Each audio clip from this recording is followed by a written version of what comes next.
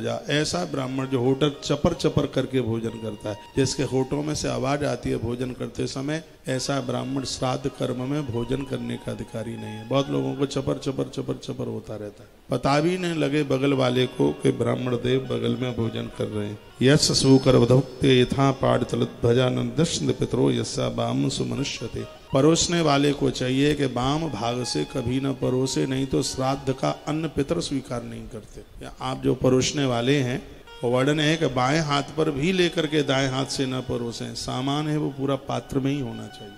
और ये कहना मेरे लिए बड़ा जरूरी है। आज कुछ सज्जन महाशय हाथ में जलेबी लेके, एक हाथ में जलेबी रखी थी, दूसरे हाथ से वो परोस रहे थे। ऐसे हमें बहुत माताएं हाथ में, बाएं हाथ में रोटी रख लेंगी, फिर वो दाहिने हाथ से उसको पत्तल में रख लीजिए, पात्र में रख लीजिए। बिल्कुल एकदम बिल्कुल मना किया है।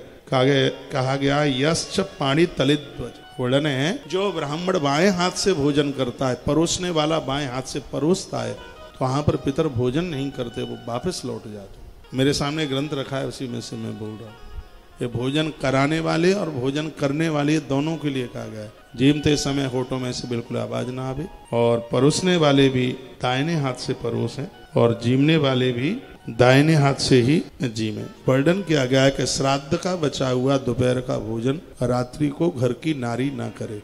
ये आप पहली बार सुनेंगे। श्राद्ध में दोपहर का जो बचा हुआ जो भोजन है, रात्रि को नारी ना करे। यदि नारी करती है उस भोजन को, तो संग में दही ले ले, दधी ले ले, घृत और दही, तो उससे उसका दोष समाप्त हो जाता है। घृत या दही मिला करके फिर उसको लिया जा सकता है, नहीं उसके लिए बिल्कुल मना किया गया। ऐसा कर बाएं हाथ से भोजन करने से बिल्कुल पूर्वज पितर लोग रुष्ट होकर के ही चले जाते हैं। तो ये इसमें बड़ी कुछ अद्भुत बातें कही गई हैं और जो समझने की लायक बात है। ब्राह्मण भोजन करते समय बगल में बैठे हुए किसी से वार्ता ना करे, घुटने तोड़ करके ना भोजन करे, आसन लगा करके भोजन करे। इसमें तो लिखा है कि आसन रेशम का आसन, ऊन का आसन, और वर्णन है कुसा का आसन। इसमें वर्णन है कि भोजन के बाद में ब्राह्मण को तुलसी पत्र जरूर दीजिएगा, जिससे पूर्वज बहुत तृप्त होते हैं। उसके हाथ पर, थाल में नहीं, हाथ पर रखें तुलसी पत्र। नमक है वो हाथ पर नहीं दिया जाता, हाथ पर लिखा नहीं जाता, घोर गरीबी बढ़ जाती है। बहुतों को आदत होती है वो हाथ पर लिखते हैं, हाथ पर लिखा नहीं जाता, हाथ में नमक नहीं दिया जाता। हाँ, श्राद्ध में भोजन के बाद ब्राह्मण के हाथ के ऊपर तुलसी पत्र रखा जाए। आयु प्रमाच ऐश्वर्यम रूपम च लभते सुतम।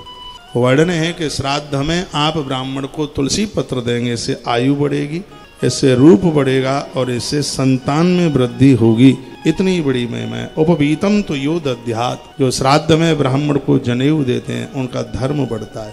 पानम च सर्व प्राणम ब्रह्मदान से यत फलम। वर्णन किया गया तत्पश्चात ब्राह्मण को श्राद्ध के समय पर वस्त्र का दान, जनेऊ और सुंदर जल पात्र उन्हें प्रदानित करते हैं। इससे ब्रह्म विद्या की प्राप्ति होती है। घर में निरक्षर बच्चे नहीं रहते, कमंडल बोलते हैं उसको, जल के। लिखा है कृतम विप्रेश यो दद्यात् श्राद्ध काले कमंडलु, स्पष्ट लिखा है।